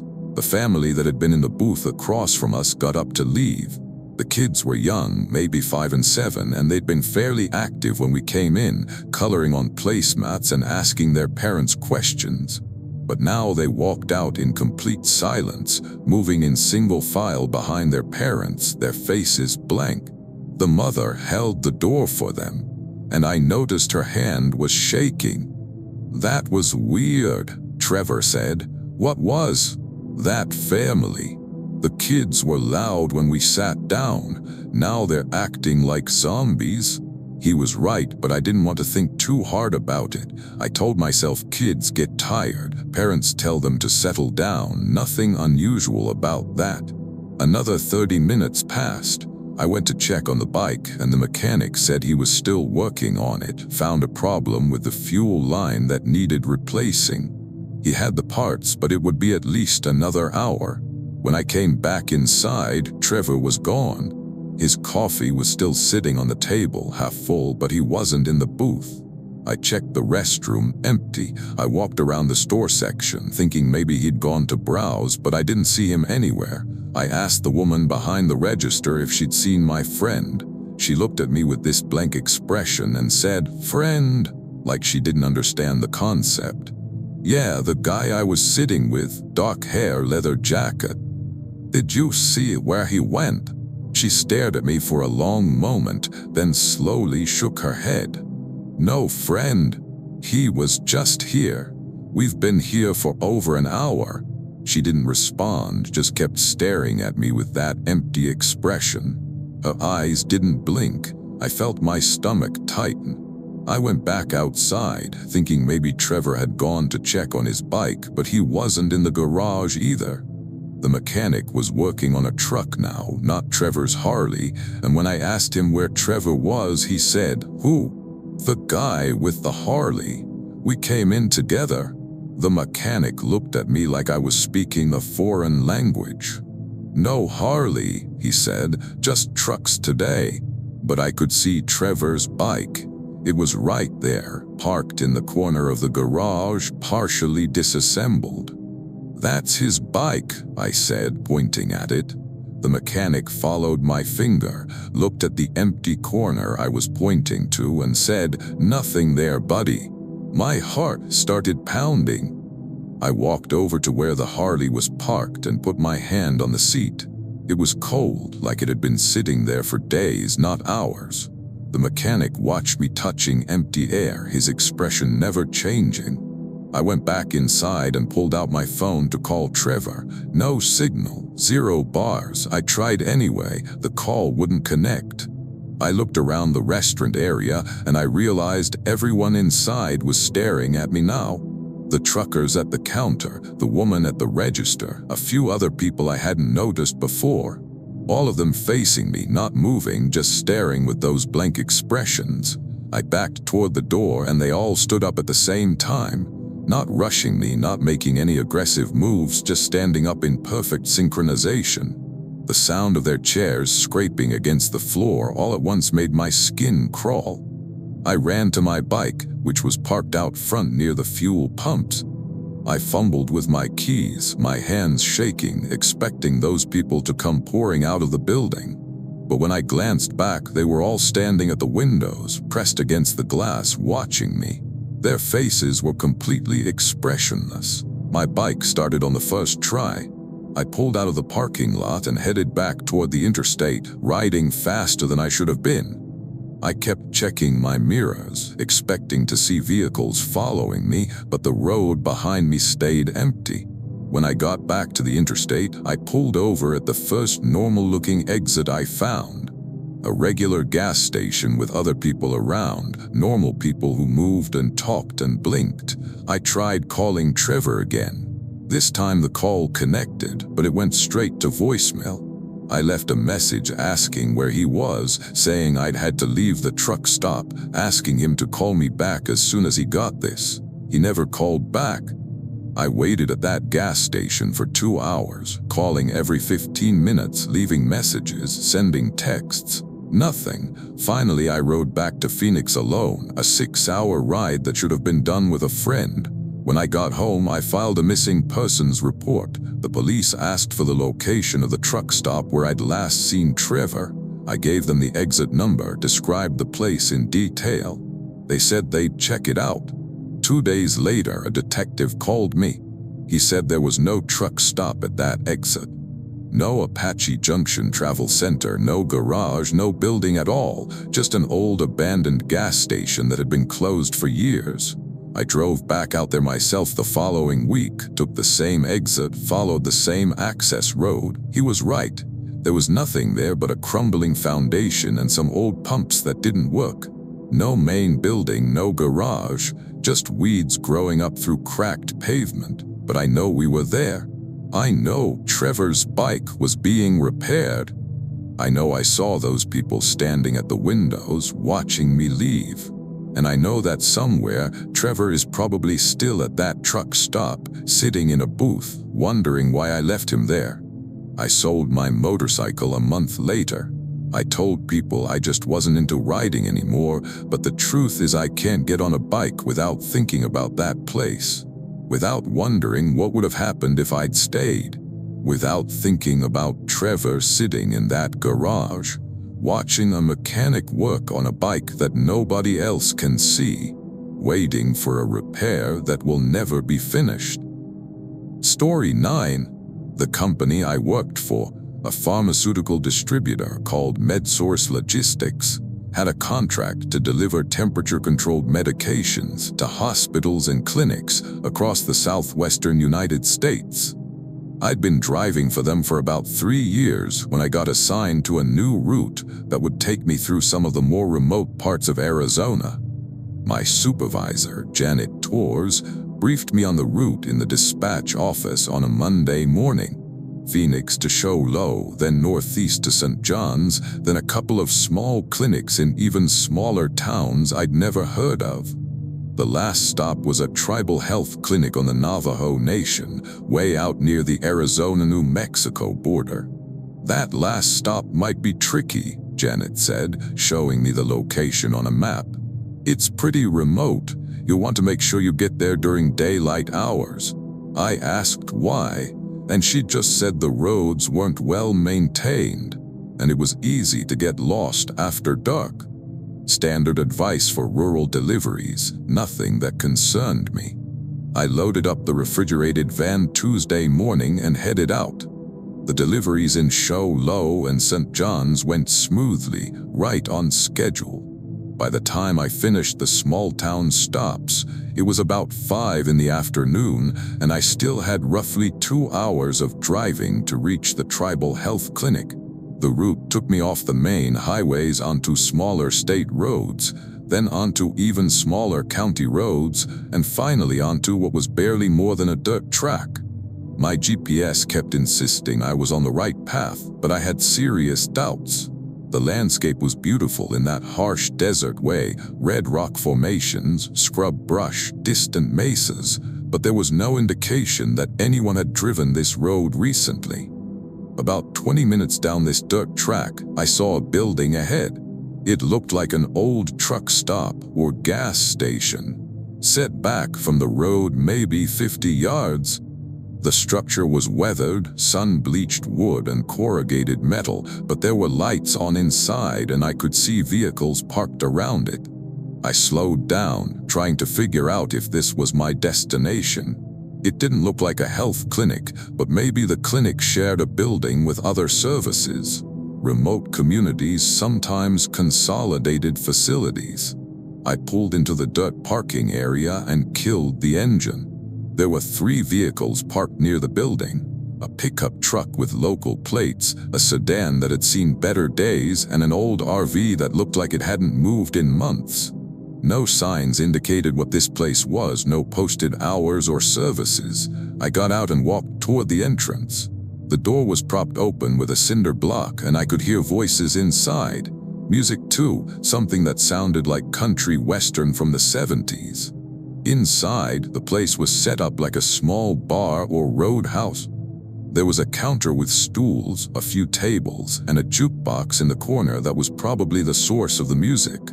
3 people were sitting at different spots around the room: an older native man at the counter, a white woman at one of the tables, and a younger guy, maybe Hispanic, standing near the jukebox like he was trying to decide what to play next. The person behind the counter was a woman in her 40s with long dark hair and a tired expression. She looked up when I came in. "Help you?" she asked. "I'm looking for the tribal health clinic," I said. "I have a delivery." She shook her head. "No clinic here. This is just a store. The clinic is another 10 miles north." "Oh, sorry, I thought." I gestured vaguely at the building. "Is there a sign or something I missed?" "No sign," she said. "Most people who come here already know where they're going." That seemed like an odd way to run a business, but I wasn't going to argue. I thanked her and turned to leave. That's when the man at the counter spoke. "You should stay for a bit," he said without looking at me. His voice was rough, like he hadn't used it in a while. "Not good to drive these roads in the evening." "I'll be fine," I said. "I need to make this delivery before they close." "They're already closed," the man said. He still wasn't looking at me, just staring down at the drink in front of him. "Clinic closes at 5, you won't make it in time." I checked my watch. It was 5:40. He might be right, but I had to try. The medications I was carrying needed to be stored at the clinic's refrigeration unit, and I couldn't just take them back to Phoenix. "I still need to get there," I said. They'll have someone on call. The woman at the table finally spoke. "Don't go north." Her voice was quiet but insistent. "Not in the evening, not this time of year." "Why?" I asked. None of them answered. They just looked at me with these expressions that I couldn't quite read. Not hostile, but not friendly either. More like pity. Like they felt sorry for me but weren't going to do anything to help. I left and got back in my van. The whole interaction had been strange, but I had a job to do. I pulled back onto the dirt road and continued north, following the GPS directions. The sun was getting low now, painting the landscape in orange and purple tones. Beautiful, but I was starting to understand why people had warned me about driving these roads at night. There were no lights, no signs, nothing to navigate by except the GPS and the faint track of the road itself. About 15 minutes later, I saw another building ahead. This one looked more official, a modern prefab structure with a parking lot and a sign that said Tribal Health Services in both English and what I assumed was Navajo. I pulled into the lot, relieved. I'd made it. The building's lights were on, so hopefully someone was still there to receive the delivery. I got out and went to the door. It was locked. I knocked and waited. No response. I knocked again, louder this time, still nothing. There was a phone number posted on the door for after-hours emergencies. I called it, and a woman answered on the third ring. "Tribal Health, this is Melissa." "Hi, I'm with MedSource Logistics. I have a delivery of temperature-controlled medications. I know you're closed, but is there someone who can meet me to receive this? It can't stay in my van overnight." "What delivery? We weren't expecting anything today." I felt my stomach drop. "I have a scheduled delivery, Tuesday, clinic in." I checked the address on my paperwork. "This location, it's definitely on my manifest." "Hold on." I heard her typing, then a long pause. "I don't see anything in our system. Are you sure you have the right clinic?" I read her the address on my paperwork. She confirmed it was their address, but insisted they had no record of expecting a delivery. She suggested I call my dispatch to sort it out. I hung up and called Janet. It went to voicemail. She'd left for the day. I tried the main dispatch line and got a recording saying the office was closed, of course. So now I was stuck with a van full of medications that needed refrigeration at a closed clinic in the middle of nowhere with the sun setting fast. Great. I sat in the van trying to figure out my options. The nearest town big enough to have a hotel was probably St. John's, at least 90 minutes back the way I'd come. I'd have to drive in the dark on those poorly maintained roads, hoping I didn't get lost or have a breakdown. That's when I noticed the headlights. A vehicle was coming up the road toward the clinic, moving fast. It pulled into the lot and stopped next to my van. It was a pickup truck, and the driver got out quickly. It was the older native man from the roadhouse. He walked over to my window and gestured for me to roll it down. "You need to leave," he said.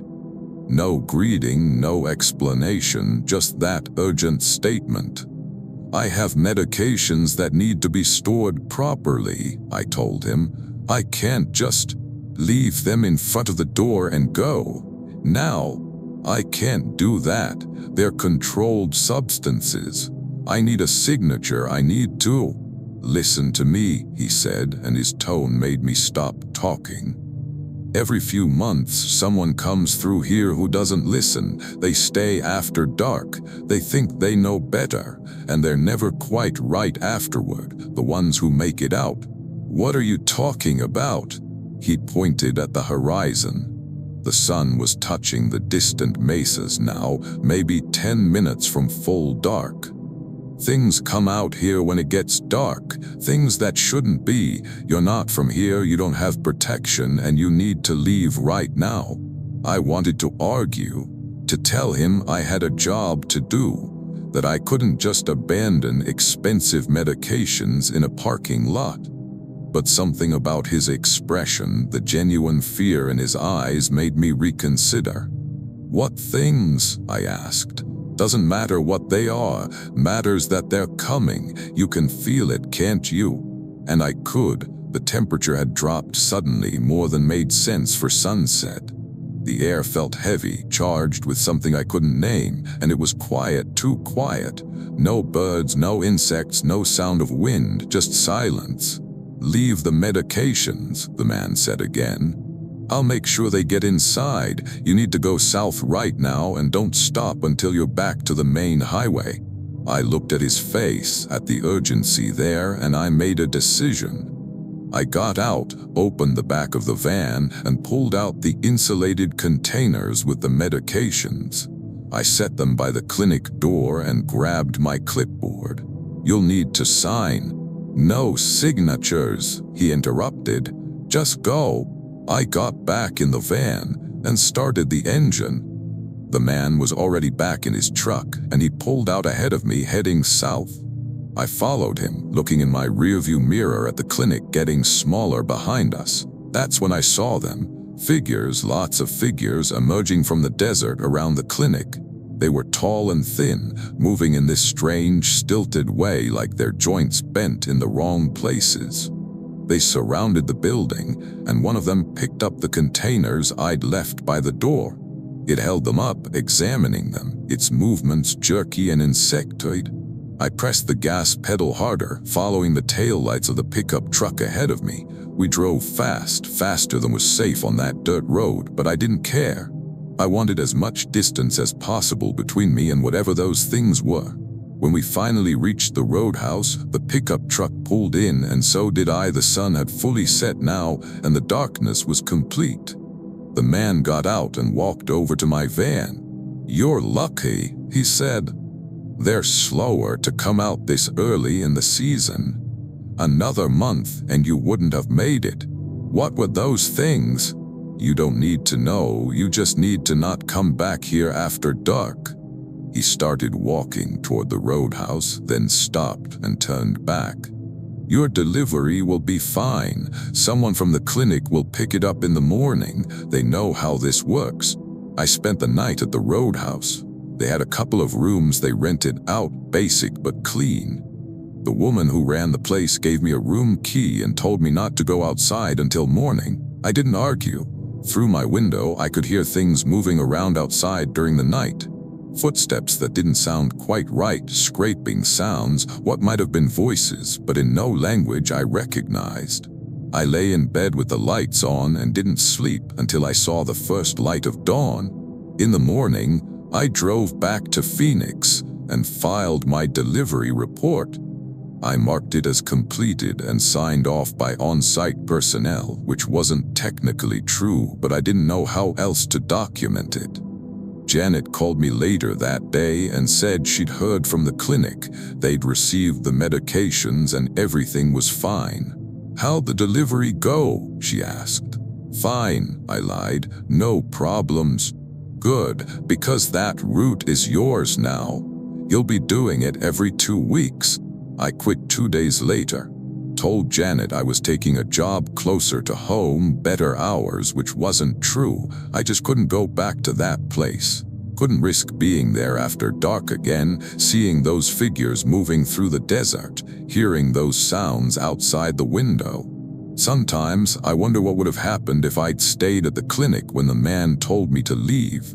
Whether I would have made it through the night. Whether I'd be one of those people he mentioned.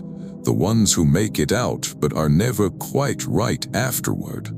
I'm glad I didn't find out. Story 10. I spent 3 years working as an independent contractor for a company that serviced vending machines across Arizona. It was solitary work, which I liked. I'd get a list of locations that needed restocking or repairs, load up my van with supplies, and spend the day driving from place to place. Most of the locations were businesses or schools, but some were in more unusual spots, rest stops, remote gas stations, even a few correctional facilities. In late November, I got assigned to service a location I'd never been to before. The work order just listed it as Painted Desert Travel Stop with GPS coordinates rather than a street address. The note said it was a privately owned truck stop that had 6 vending machines, 2 snack machines, 2 soda machines, and 2 coffee machines. I loaded up my van with the usual supplies and headed out early on a Wednesday morning. The drive took me east on I-40, and I took an exit near the Petrified Forest National Park. The GPS led me north on a narrow 2-lane road that seemed to go nowhere. After about 20 minutes, I saw the truck stop ahead. It was a sprawling complex, bigger than I expected for such a remote location. There was a large main building, separate fuel islands, a garage structure, and even what looked like a small motel. The parking lot had a dozen trucks in it, which seemed like good business for the middle of the week. I pulled into a spot near the main building and grabbed my toolkit. The vending machines were usually inside near the restrooms or dining area, easy to find. I went in through the main entrance and immediately noticed how dark it was inside. There were lights on, but they were dim, and the windows were covered with what looked like dark tinting that blocked most of the outside light. The layout was confusing. I'd been in hundreds of truck stops, and they all followed basically the same design, but this one had hallways that branched off in weird directions and rooms that seemed to be in the wrong places. I found one vending machine quickly enough, a snack machine in the corner of what looked like a dining area, but the others took longer to locate. While I was working on refilling the snack machine, I noticed something strange. There were people in the dining area sitting at tables, but none of them were eating or drinking or talking. They were just sitting there, staring at nothing. I counted 6 people, all spread out at different tables, all with the same blank expression. "Excuse me," I called out to the room in general. "Anyone know where the other vending machines are?" Nobody responded. Nobody even looked at me.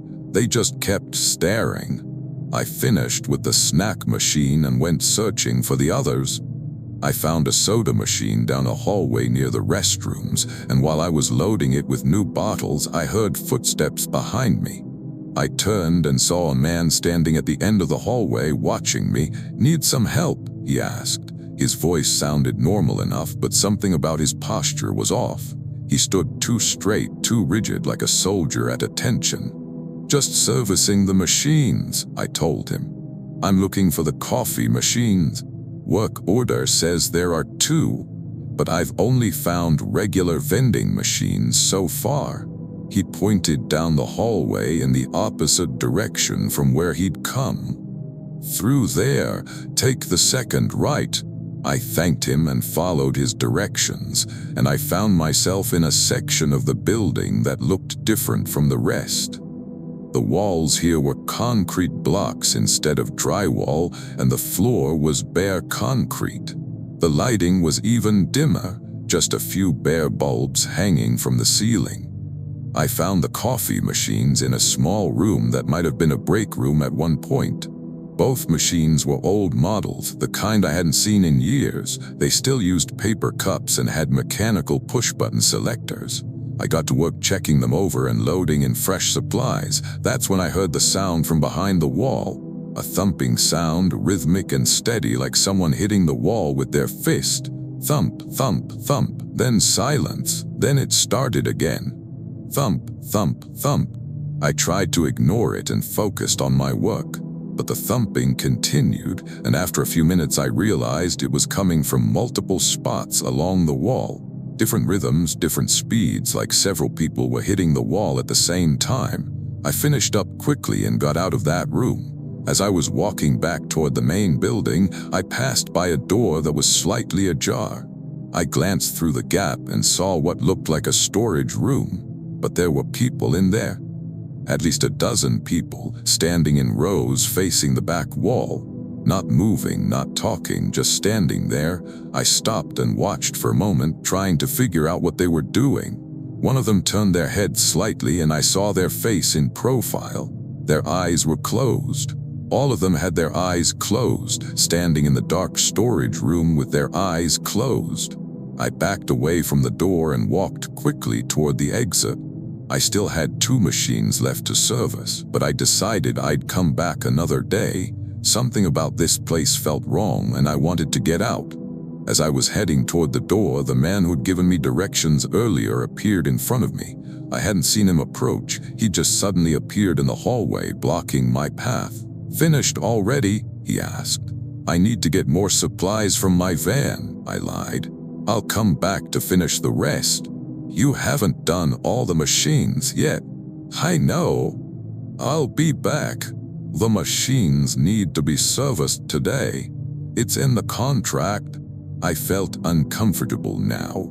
"Look, I'm low on some items. I'll come back tomorrow with a full load and finish up. It's not a problem." He didn't move from the hallway.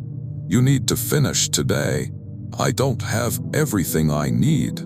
He took a step closer to me, and that's when I noticed his eyes. They were wrong. The pupils were too large, taking up almost the entire iris, and they didn't seem to focus properly. They moved independently, like a chameleon's eyes, each one looking in a slightly different direction.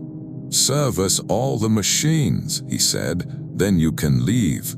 I backed up a step. "I'm going to my van, don't follow me." I turned and walked quickly toward the exit, half expecting him to grab me, but he didn't. When I glanced back, he was just standing in the hallway, watching me with those wrong eyes. I got outside and the sunlight felt like a blessing. I practically ran to my van and got inside, locking the doors. Through the windshield I could see the main building, and there were faces in the windows now. Dozens of faces, all pressed against the glass, all looking out at me. I started the engine and drove out of that parking lot as fast as I could safely manage. On the road back to the interstate, I kept checking my mirrors, half expecting to see vehicles following me, but the road stayed empty. When I got back to the office, I told my supervisor I couldn't complete the service at that location and they'd need to send someone else. He looked confused and pulled up the work order on his computer. "What location? I don't have any record of a work order for Painted Desert Travel Stop." "It was on my list this morning," I said. "The one with the GPS coordinates." He had me show him my copy of the work order. I pulled it out and we both looked at it. The paper was there with the location name and coordinates, but the ink was faded. Not just a little faded, almost completely gone, like the paper was decades old instead of freshly printed. We tried to pull up the location in our client database. Nothing. No Painted Desert Travel Stop in the system, no service history, no contract. It was like the place didn't exist. I drove back out there a week later, in broad daylight, with my girlfriend riding along so I wouldn't be alone. I wanted to prove to myself that the place was real, that I hadn't imagined it. We took the same exit, followed the same road, but there was nothing there. No truck stop, no buildings, no sign that anything had ever been there, just empty desert and the road continuing north. My girlfriend asked me if I was sure this was the right place. I wasn't sure of anything anymore, but I had that work order in my van, the one with the fading ink, and when I looked at it again, I could barely read the text. A few more days and it would be completely blank. I found a different job a couple months later, something that didn't require driving to remote locations. I told people I wanted better hours, more stability, but the truth is I couldn't shake the memory of that place. The people sitting motionless in the dark dining area. The sound of multiple fists hitting the wall in different rhythms. The faces pressed against the windows, watching me leave. And most of all, that man with eyes that moved independently, telling me I couldn't leave until I serviced all the machines. I wonder sometimes what would have happened if I'd stayed. If I'd finished servicing all 6 machines, would they have let me go? Or would I still be there, standing in some back room with my eyes closed, facing the wall, waiting for something I don't understand? I'm glad I didn't find out. Thanks for watching. If you enjoyed these stories, hit that like button and subscribe for more. Let me know in the comments which story unsettled you most, and share this with your friends who love a good scare. Until next time, stay safe out there.